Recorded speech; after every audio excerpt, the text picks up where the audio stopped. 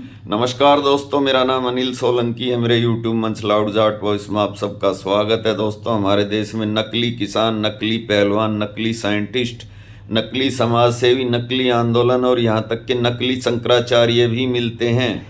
अभी आप लोगों ने हाल ही में देखा होगा कि हमारे देश का जो सबसे बड़ा पद है हिंदू धर्म का, सनातन धर्म का, शंकराचार्य, उससे सवाल पूछा जा रहा है सरकार के द्वारा, सरकार की एजेंसी के द्वारा। क्या आप शंकराचार्य हैं? इस बात का सबूत दीजिए, क्योंकि आपका मामला अभी अदालत के अंदर विचाराधीन है और अदालत ने आपके शंकराचार्य होने पर स्टे दे रखा है। इसलिए हम आपको शंकराचार्य ही नहीं मानते, क्योंकि आप शंकराचार्य नहीं हैं। इसलिए आपको माघ मेले के अंदर शंकराचार्य वाला प्रोटोकॉल नहीं मिल सकता। आप बग्गी में बैठकर नहाने के लिए नहीं जा सकते। दोस्तों, आपको याद होगा महाराष्ट्र के अंदर एक सरकार चली थी 5 साल, एकनाथ शिंदे, 2.5 साल। एकनाथ शिंदे की सरकार को भी वहाँ की जो हाई कोर्ट है या पता नहीं सुप्रीम कोर्ट में उसका मामला था, उसने गैर कानूनी करार दे दिया था। लेकिन ये कहा था उद्धव ठाकरे को, क्योंकि आपने खुद ही इस्तीफा दिया इसलिए हम आपको मुख्यमंत्री के पद पर दोबारा बहाल नहीं कर सकते। तो जब एक सरकार इनलीगल होकर 2.5 साल इस देश में चल सकती है, इस देश के एक सूबे में, और इस देश का शंकराचार्य जो कि सबसे बड़ा धर्मगुरु होता है हिंदू धर्म का, जैसे कि बौद्ध धर्म या तिब्बत के अंदर दलाई लामा और ईसाइयों में पोप होता है, ऐसे ही उस शंकराचार्य से भी सरकार आज ये सवाल कर सकती है, और वो भी एक डीएम रैंक का अधिकारी ये सवाल कर सकता है कि आप शंकराचार्य हो, इस बात के सबूत दो। यानी इस सरकार ने हर इंस्टीट्यूशन पर अपना कब्जा कर लिया है। दोस्तों, कुछ नहीं बचा है, सब कुछ इनके कब्जे के अंदर है। ईडी हो, सीबीआई हो, इनकम टैक्स हो, चुनाव आयोग हो, और अब कमिटेड जुडिशरी की भी बात होने लगी है। थोड़ी बहुत कुछ उम्मीद बचती है तो सुप्रीम कोर्ट से, वरना तो हाई कोर्ट और नीचे वाली अदालतें तो सरकार के हिसाब से ही सारे फैसले देती है। अब जो एक धर्म की सत्ता बची थी, उस धर्म की सत्ता पर भी इनका कब्जा तकरीबन होने वाला है। अब इस देश में शंकराचार्यों की नियुक्ति भी सरकार करेगी, और जो शंकराचार्य सरकार की हाँ में हानि मिलाएगा उसके साथ वही होगा जो स्वामी अभिमुक्तेश्वरानंद के साथ अभी हुआ है या अभी हो रहा है। आप दुनिया का इतिहास उठा के देख लो, दुनिया की हिस्ट्री उठा के देख लो, धर्म की सत्ता और राज की सत्ता दोनों अलग अलग चीज़ें होती है। धार्मिक गुरु अलग होते हैं और राजा अलग होता है, राजनीतिक सत्ता अलग होती है, धर्म की सत्ता अलग होती है। लेकिन हमारा देश दुनिया का एकमात्र ऐसा देश है जिसमें धर्म की सत्ता और राज सत्ता दोनों एक ही आदमी अपने हाथ में रखना चाहता है। उस आदमी का नाम है नरेंद्र मोदी। जब उसने श्री राम मंदिर की प्राण प्रतिष्ठा करी थी, ये काम हालांकि किसी धर्म गुरु और साधु संत का था, लेकिन प्रधानमंत्री ने, दुनिया के इतिहास में ऐसा पहली बार हुआ है जब एक मंदिर की प्राण प्रतिष्ठा एक देश का प्रधानमंत्री अपने हाथ से कर रहा है, और धर्मगुरुओं को ना बुला के वहाँ पर बड़े बड़े उद्योगपति और फिल्म स्टारों को बुला रहा है।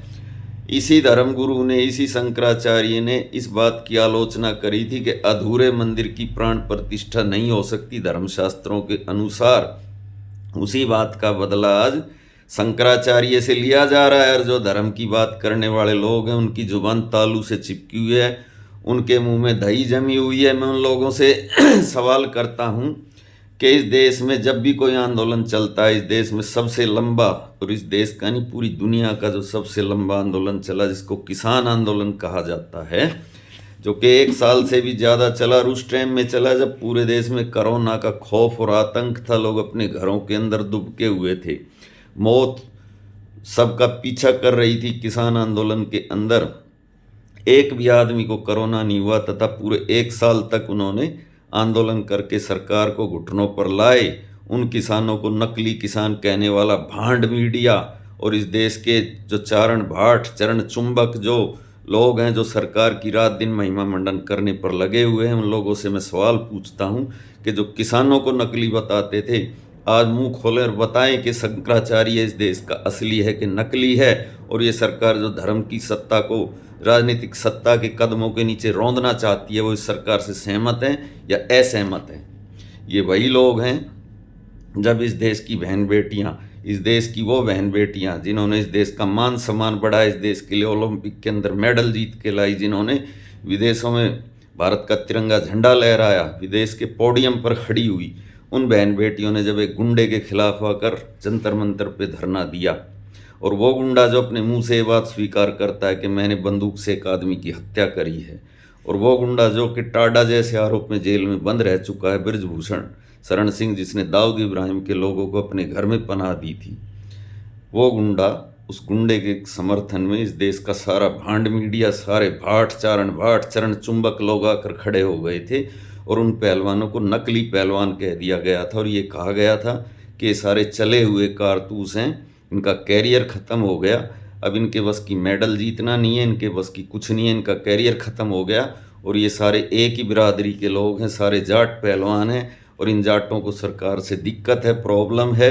क्योंकि हरियाणा में इनका मुख्यमंत्री नहीं बना, और ये हुड्डा द्वारा स्पॉन्सर्ड सारे पहलवान हैं, इसलिए ये बृजभूषण के पीछे पड़े हैं, भाजपा के खिलाफ खड़े हुए हैं।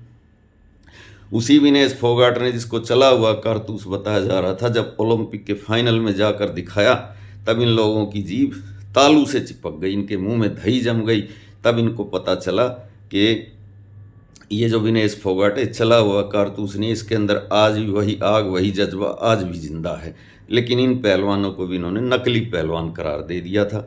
कुछ दिन पहले की बात है, लद्दाख के पर्यावरणविद साइंटिस्ट सोनम वांगचुक, जिसने बर्फ़ के स्तूप बनाए, जिसने फौजियों के लिए वाटरप्रूफ और बर्फ़ जिसमें असर ना करे, ठंड जिसमें असर ना करे, ऐसे टेंट बनाए, और जो हमेशा से पर्यावरण के हित के लिए काम करता है, एकदम संत महात्मा टाइप का आदमी है, उसको देशद्रोही, गद्दार और आतंकवादी बताकर राजस्थान की जेल में डाल रखा है, और नकली वैज्ञानिक बताया जा रहा है। तो इस देश में फिर असली कौन है? पहलवान भी नकली, किसान भी नकली, साइंटिस्ट भी नकली, और एक समाज सेवी था हरियाणा में हर्ष छिकारा, उसका घर सील करके उसको भी नकली करार दे दिया था। तो असली कौन है? अब नंबर आ गया शंकराचार्य का। तो कम से कम धर्म के ठेकेदारों, रात दिन जो धर्म धर्म धर्म धर्म करते रहते हो, अब तो अपनी जुबान खोलो। एक भी आदमी का कमेंट नहीं आया मेरे पिछले वीडियो में जिसने इस बात को गलत या ठीक कहा हो जो शंकराचार्य के साथ हो रहा है। शंकराचार्य का पद राजनीतिक सत्ता से लाख गुना ऊपर है। इस देश के अंदर 4 पीठ हैं।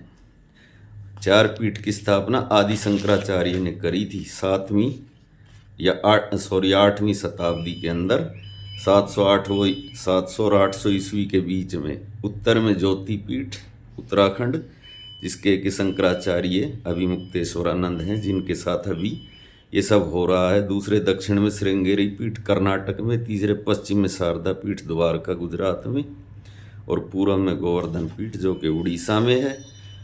और रही बात उत्तराधिकार की, जो इनके गुरु थे, जो अपने ये स्वामी अभिमुक्तेश्वरानंद है, इनके गुरु थे स्वामी स्वरूपानंद, वो इनको शंकराचार्य नियुक्त करके गए थे। अदालत में मामला है, चलता रहेगा, जब फैसला आएगा आ जाएगा। सरकार ये कौन होती है कहने वाली कि आप शंकराचार्य नहीं हो? ये तो धार्मिक मामला है, इसमें सरकार का हस्तक्षेप हो ही नहीं सकता। और अगर मान लीजिए इनकी बात को 1 मिनट के लिए मान ले, फेस वैल्यू पे ले लें कि ये शंकराचार्य नहीं है, साधु तो हैं, भगवाधारी तो हैं। जब एक भगवाधारी इस देश का मुख्यमंत्री, प्रदेश का मुख्यमंत्री बन सकता है, तो एक भगवाधारी माघ मेले में जाके स्नान नहीं कर सकता, उसको पुलिस से लाठियों से पिटवाओगे? यानी हर चीज़ को अपने हिसाब से। अब इस देश में होगा ये कि आने वाले टाइम में शंकराचार्यों की अपॉइंटमेंट भी प्रधानमंत्री कार्यालय से होगी। आप मेरे से लिखवा के ले लो, अगर 2029 में भाजपा की 4थी बार सरकार आई तो, क्योंकि इस देश के जितने भी इंस्टीट्यूशन थे सब पे कब्जा कर लिया है। अब ये धर्म की राजनीति पे इनका कब्जा था, लेकिन एक शंकराचार्य ऐसा आ गया जो इनकी हाँ में हाँ नहीं मिला था। उसके साथ जो कुछ हो रहा है वो सारा देश देख रहा है। आगे आने वाले टाइम में शंकराचार्य भी प्रधानमंत्री कार्यालय से स्टैंप लग के बनेगा, ऐसा मेरा मानना है। हो सकता है कि मेरा मानना ठीक ना हो, बाकी आप कमेंट करके बता सकते हैं। तो भाइयों, इसी के साथ मैं आपका भाई अनिल सोलंकी आज का वीडियो बस यहीं पे समाप्त करता हूँ। वीडियो कैसा लगा कमेंट करके बताएं। अच्छा लगा तो अपने ग्रुप में शेयर करें, लाइक करें, कमेंट करें। जो भाई चैनल से अभी अभी जुड़े हैं वो चैनल को सब्सक्राइब करें, तथा जो भाई चैनल को ज्वाइन करना चाहें वो चैनल को ज्वाइन भी करें, तथा जो भाई मेरी आर्थिक मदद करना चाहते हैं वो इस QR कोड को स्कैन करके आर्थिक मदद कर सकते हैं। आपकी आर्थिक मदद से मेरे को हौसला मिलता है आगे और अच्छा वीडियो बनाने के लिए। मिलते हैं अगले वीडियो में। धन्यवाद भाइयों, आपका दिन शुभ हो।